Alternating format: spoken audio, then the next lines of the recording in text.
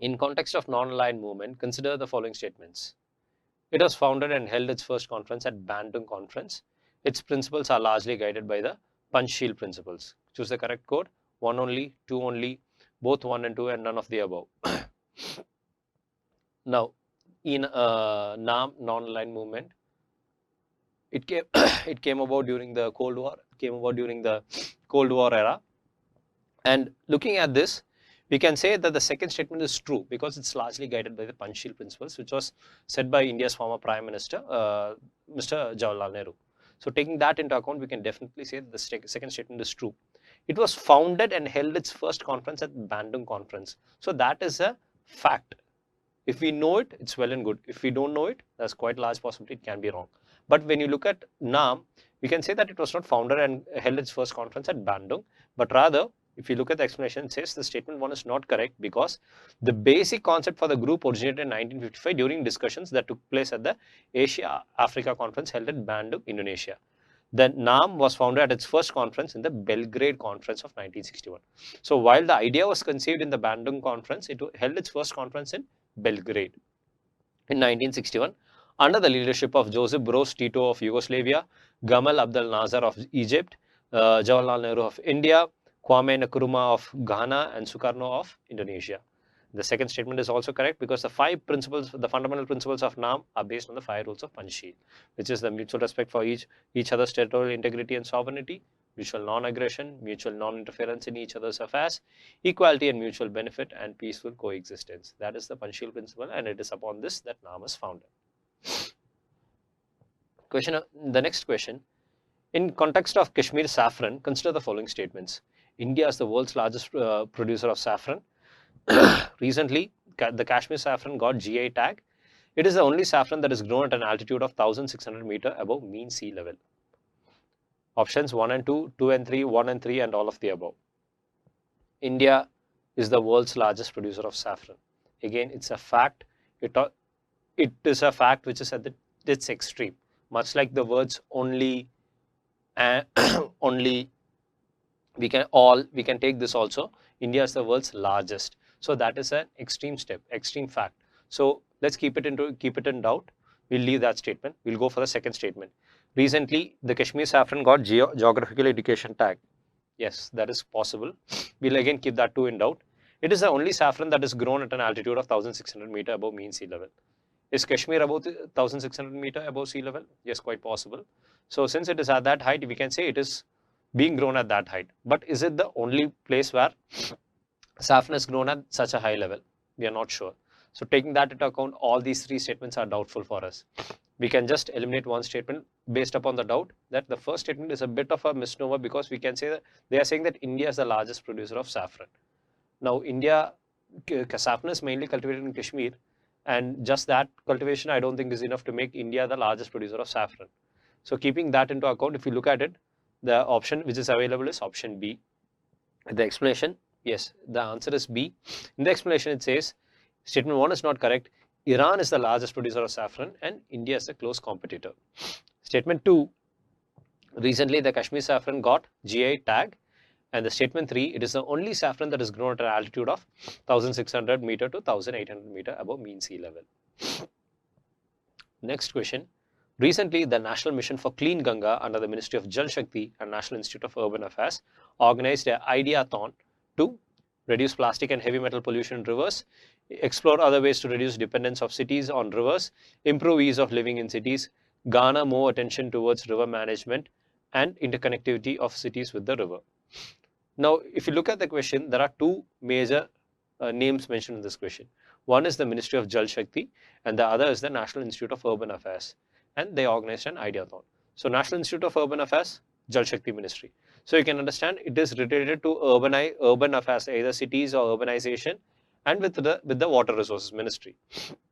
And since it talks about clean Ganga, we can relate Ministry of Jal Shakti, Ganga, and urban affairs. So cities related to Ganga. Keeping that logic, you can say reduce plastic and heavy metal pollution in rivers. It's not really necessary, does not match with it. Second is explore other ways to reduce dependence of cities on rivers. Quite possible. Improve ease of living in cities. That does not match with the three core parts mentioned in the question, which is the National Mission for Clean Ganga, Ministry of Jal Shakti, and the National Institute of Urban Affairs. D, garner more attention towards river management and interconnectivity of cities with the river. So if you take the concept of urban affairs and cities, only two options are present, which is option B, explore other ways to reduce dependence of cities on rivers, and option D, garner more attention towards the river management and interconnectivity of cities with the river. So we can eliminate option A and option C. Reduce dependence of cities or attention towards river management. Considering it's about clean Ganga, we'll be talking about river management more when considering with the cities. So taking that into account, we'll go with option D. The explanation is, National Mission for Clean Ganga has initiated this ideathon to garner more attention towards river management and also highlight the interconnectivity of cities with the river. The National Mission for Clean Ganga under the Ministry of Jal Shakti and National Institute of Urban Affairs organized an ideathon on the future of river management to explore how the COVID-19 crisis can shape river management strategies for the future. Next question. Consider the following statements about African swine fever. It is a transboundary animal disease, TAD, that can be spread by live or dead pigs, domestic or wild, and pork products. It is preventable through vaccination. Select the correct answer, 1 only, 2 only, both 1 and 2, none of the above. So it talks about African swine fever. So there is no specificity. Africa is a continent, and you can't say that this kind of fever is present in one specific country. And definitely there is a large possibility it can be a transboundary disease, and it can be transferred through pork products or through contact with other domestic pigs. So the first statement has a large possibility of being correct, and it is preventable through vaccination. We are not aware. So in such questions, it is good to take an educated guess. At least by knowing that one statement is correct, we made that it is either A, 1 only, or C, both 1 and 2. Taking this into account, we'll have to make an educated guess in the UPSC exam. Many a time we'll reduce the options to 50-50, either 2 options. So in such cases, go with your intuition and correct it. So in this question, the correct answer is option A.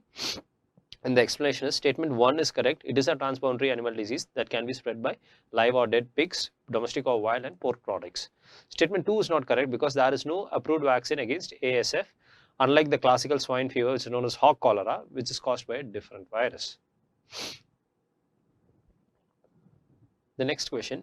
Consider the following statements about the Khadi and Village Industries Commission, KVIC. It is a statutory body. It works under the administrative control of Ministry of Textile. Khadi is a very important part of our freedom struggle, and taking that into account, it is quite possible that it can be a statutory body. So the question gives the options like which of the above mentioned statements are correct. 1 only, 2 only, both 1 and 2, and none of the above. Like I said, statutory body, quite possible. Let's keep that in mind. It works under the administrative control of Ministry of Textile. Possible, since Khadi is also a textile, so it can come under that, or it can come under something else like the Ministry of MSME, or maybe something under the Ministry of under the some other industries. But in such cases, it is better to take a guess, go for either option A, 1 only, or option C, both 1 and 2. But looking at the explanation, it is very clear. It is not the Ministry of Textile, but it comes under the Ministry of MSME. We'll look at the explanation, which is statement 1 is correct. The Khadi and Village Industries Commission is a statutory body formed in April of 1957 by the Government of India under the Act of Parliament, Khadi and Village Industries Commission Act of 1956. And the statement 2 is not correct because it is an apex organization under the Ministry of Micro, Small and Medium Enterprises with regards to Khadi and Village Industries within India, which seeks to plan, promote, facilitate, organize and assist in the establishment and development of Khadi and village industries in the rural areas in coordination with other agencies engaged in rural development wherever necessary. So from this question, we can get the major information that KVIC is a statutory body established in 1950s, and it comes under the Ministry of MSME. Next question. In context of UV blaster, consider the following statements. It is developed by the Council of Scientific and Industrial Research and National Chemical Laboratory. It is useful for rapid and chemical-free disinfection of high infection-prone areas. Now, this was a question which is a bit important in the present situation, because this UV blaster was suggested as a sanitizing instrument in areas where soap cannot be applied, for example across electronic equipment or in other areas. So this was actually developed by the DRDO, and it was very prominently placed in the news. So if you look at the explanation, and the correct answer says it's not option 1, A, B, C, in that it's option B, which is 2 only. Look at the explanation, statement 1 is not correct. DRDO, or the Defense Research and Development Organization, has developed an equipment named UV Blaster, an ultraviolet based area sanitizer. Digital IR thermometer is one of the important innovations recently announced by the Council of Scientific and Industrial Research and National Chemical Laboratory in Pune. So what has the CSIR and the National Chemical Laboratory of Pune developed is it's a digital IR thermometer, whereas the UV Blaster has been developed by the DRDO. Statement 2 is correct. The UV blaster is useful for high-tech surfaces like electronic equipment, computers, and other gadgets in laboratories and offices that are not suitable for disinfection with chemical methods. The next question. In the context of National Food Security Act, NFSA, consider the following statements. The eldest woman of the household of age 18 years or above will be considered as the head of the household for purpose of issuing of ration cards. It includes the midday meal scheme, integrated child development services scheme, and public distribution system. So NFSA, really important part of our preparation. And if you look at it, it is very clear, it is clearly mentioned that the eldest woman of the household of 18 years of above will be considered as the head of the household for purpose of issuing of ration cards. So that statement is absolutely right if you look at NFSA Act. Second statement, it includes the midday meal scheme, ICDS scheme, and the PDS. Yes, ration card, we are very familiar with the ration card, and the PDS system is attached to it. Now the question is whether it includes the midday meal scheme and the integrated child development services scheme. Yes, it does also include that under the NFSA. We'll look at the explanation. Explanation statement 1 is correct. Eldest woman of the household of age 18 years of above to be the head of the household for the purpose of issuing of ration cards. Statement 2 is also correct because it does include the midday meal scheme, ICDS scheme, and the public distribution system. The next question. The Global Press Freedom Index is released by which of the following? Committee to Protect Journalists, International Press and Media Organization, German Association of Journalists, Reporters Without Borders. Now, Global Press Freedom Index. So just by looking at the term, it's very clear. It talks about freedom to the press. So if you look at the names, it says Committee to Protect Journalists, International Press and Media Organization, German Association of Journalists, and Reporters Without Borders. For a layman, it seems like very common. And this question is a bit difficult because the options are really similar in nature and it's very hard to eliminate any of that. We can just eliminate option C since it talks about just German association. So taking that into account, we can just say, okay, since it's a global index and German association may not necessarily be the only agency involved in it. Even if you remove that, you are left with 3 options. Like I said, these kind of questions where you cannot make a qualitative guess because they are just A, B, C, D type of questions. They are really tough. But if you have any intuition or instinct which says that you have to go for this, I would suggest you to go and attend this question. We'll go for the explanation. The correct answer is D. The explanation is, it is released by the Reporters Without Borders. It ranks 180 countries and regions according to the level of freedom available to journalists. It is a snapshot of the media freedom situation based on evaluation of pluralism, independence of the media, quality of legislative framework, and safety of journalists in each country and region. We'll look at the next question. Consider the following statements about the Bharat market. It is a national e-commerce marketplace for all retail and wholesale traders. It will help to provide end-to-end services in the logistics and supply chains from manufacturers to consumers, including deliveries at home. Now, what is this? And the options are 1 only, 2 only, both 1 and 2, and none of the above. So, it's a national e-commerce marketplace for all retail and wholesale traders. Please note the word which is all. So if you take that into account, we can definitely say there is a large possibility of doubt in the first statement. Second statement, it will help to provide end-to-end services in the logistics and supply chains from manufacturers to consumers, including deliveries at home. So there is a large possibility of the second statement being correct. Looking at it from that perspective, you can say that option B is the correct. And looking at the answer, yes, it is option B which is correct. Statement 1 is not correct. The Confederation of All India Traders, CAIT, has announced to launch a national e-commerce marketplace known as Bharat Market for all retail traders in collaboration with several technology partners, and it is not meant for wholesale traders. Statement 2 is correct because the marketplace will integrate the capabilities of various technology companies to provide end-to-end services in logistics and supply chains from manufacturers to consumers, including deliveries at home. So we have to understand it was not launched by, it was launched by CAIT, which is the Confederation of All India Traders, and it is meant for retail traders, not for wholesale traders. So that was the doubt in our mind, and it has been validated. Please note that Bharat market is meant for retail traders, not for wholesale traders. Next question. Consider the following statements about the Central Vigilance Commission. It is a statutory body. It is only responsible to the Parliament. It is not an investigating agency. Looking at the options, it is very clear. It's 1 only, 2, 1 and 2 only, 2 and 3 only, and 1 and 3 only, and all of the above. First statement, it is a statutory body. Yes, almost the majority of the bodies in India are statutory. So we can make an educated guess, since the Central Vigilance Commission is a really important body. And we know that it is not really mentioned in the constitution as such, but rather it has been brought later in the later stages. We can consider that to be a statutory body. Yes, so first statement is right. It is only responsible to the Parliament. Again, the word only is present, so we may have some doubts. It is not an investigating agency. I believe investigation is the ambit of under different agencies. So taking this into account, if one learns about the Central Vigilance Commission, they will understand it is responsible only to the Parliament, and it is not an investigative agency, because it gets the investigation done through the other investigating agencies like the CBI or through the Chief Vigilance Officers or the government officers. So definitely the third statement is right, the first statement is right, and the second statement, which is it is only responsible to the Parliament, is also absolutely right. We go for the explanation, which is answer D. The explanation is, statement 1 is correct. The CVC was set up by the government in February 1964 on the recommendations on the Committee on Prevention of Corruption headed by Shri K. Santhanam. In 2003, the Parliament enacted the CVC Act conferring statutory status on the CVC. The statement 2 is also correct. The CVC is not controlled by any ministry or department. It is an independent body which is only responsible to the Parliament. The statement 3 is correct. It is not an investigative agency, and the CVC gets the investigation done through the CBI or the Central Vigilance Officers of the concerned departments or offices. Next question.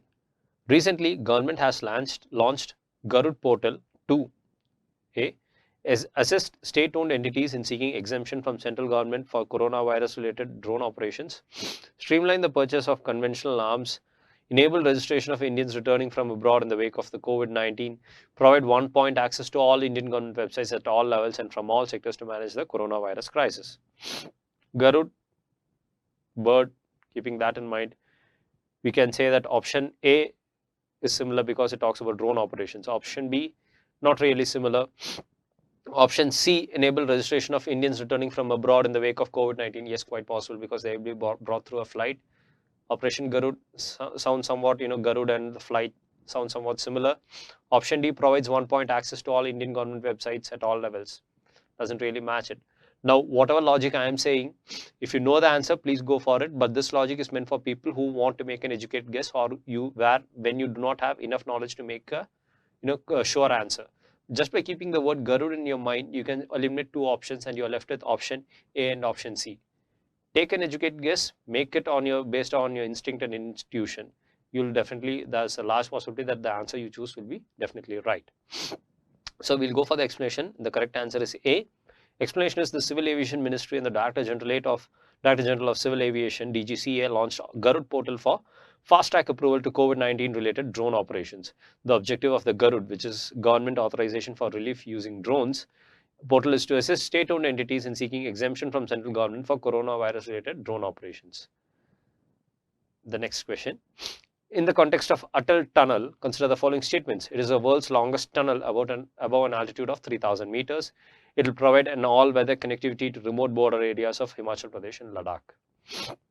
This statement is about a infrastructure project which has been launched by the government, and this is a factual question. So it's very hard to make an educated guess if you have zero idea about it. So frankly saying, go for this question, go with your instinct, but at the same time, if you revise your current affairs, there's definitely a large possibility that you would hit this question perfectly. So the correct answer is answer C, which is both 1 and 2. And the explanation is statement 1 is correct because the Atal Tunnel is an 8.8 kilometer long tunnel under the Rohtang Pass and is the world's longest tunnel above an altitude of 3,000 meters. The statement 2 is also correct because it provides an all-weather connectivity to remote border areas of Himachal Pradesh and Ladakh, which otherwise remain cut off from the country for about 6 months during the winter season. The next question. Recently, Indian Navy has launched the Operation Samudra Setu to lay submarine communication cable from Kochi in Kerala to Mali in Maldives, help cyclone hit Madagascar, build a bridge connecting Pamban Island in Tamil Nadu to Mannar Island in Sri Lanka, and repatriate Indian citizens from overseas. So, Indian Navy, it's mainly concerned with the defense operations of India. While there have been instances where Indian Navy has helped, done different exercises, understand that it usually does that in favor of rescuing Indian citizens or towards some protecting the sovereignty and territory of the citizens of India. So taking that into account, we can say that building a bridge connecting Pamban Island in Tamil Nadu to Mannar Island in Sri Lanka is not really a work which the Indian Navy has to indulge in when there are many other agencies who are also capable of doing it. Help cyclone hit Madagascar, quite possible. Lay submarine communication cables from Kochi in Kerala to Mali in Maldives. Again, it is not something the Indian Navy has to involve itself in because it is an infrastructural project. Definitely there are other ministries and other departments that are capable. So taking that, we can say it's either option B or option D, which is option D is repatriate Indian citizens from overseas. The correct answer, since we've eliminated two options, we can make an educated guess if we are not aware. Actually, the correct answer is option D, where the Indian Navy has launched Operation Samudra Setu, meaning Sea Bridge, as a part of national effort to repatriate Indian citizens from overseas. Indian naval ships Jalashwa and Magar are presently en route to Mali in Maldives to commence evacuation operations. Thank you.